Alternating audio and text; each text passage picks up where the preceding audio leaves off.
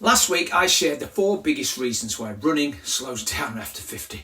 And wow, the comments and the questions I got show just how many of us are wrestling with this problem. Here's the good news. None of it's inevitable. And today I'm going to share 4 proven solutions to keep you running stronger after the age of 50. Here's the deal. The last of those solutions is the one that almost nobody talks about, but it could make the single biggest difference to your running. So stick around because you definitely don't want to miss that one.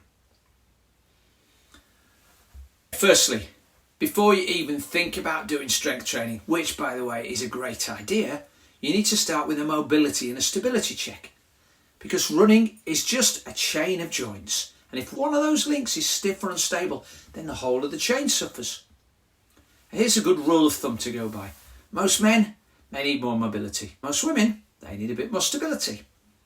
So if you fix that first, and every other solution that you try works better.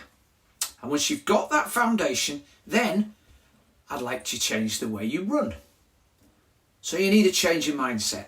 You need to forget the endless steady runs. Instead, use what's called broken endurance. Running and walking intervals designed to keep your form sharp and reduce injury risk.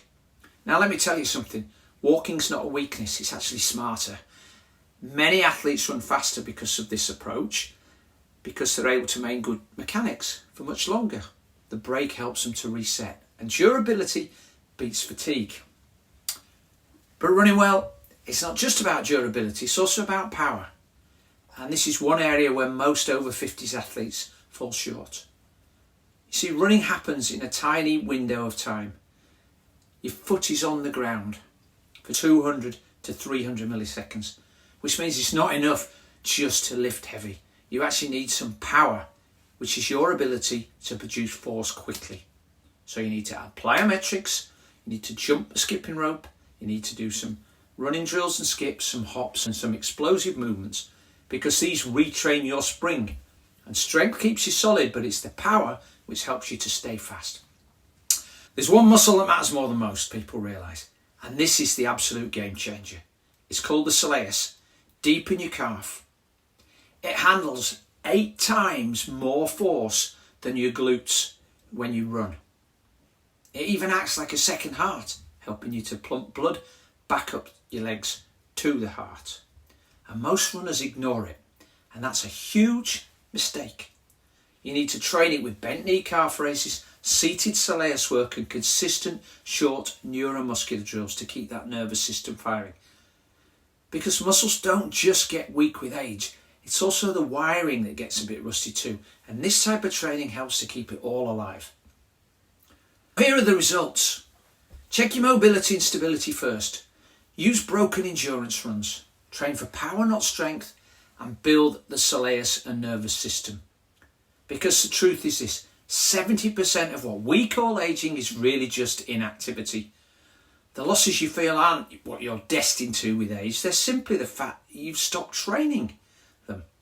And that's why the greatest gains you make now over 50 will come from the areas where you've made greatest losses.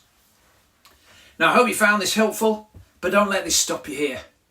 Last week's video broke down the 4 problems that cause running to slow after 50. Watch that next, and I'll link to it right here, because when you understand both sides, the problems and the solutions, that's when you'll be truly battle ready. And if you want to listen to the full conversation with myself and experts Bobby McGee and Matt Pendler, you'll find that on the podcast, and there's a link for that in the description below. Don't forget to subscribe, because you don't want to miss what's coming next week. And you need to remember this as you go to your training. As older athletes, we don't rust, we rise.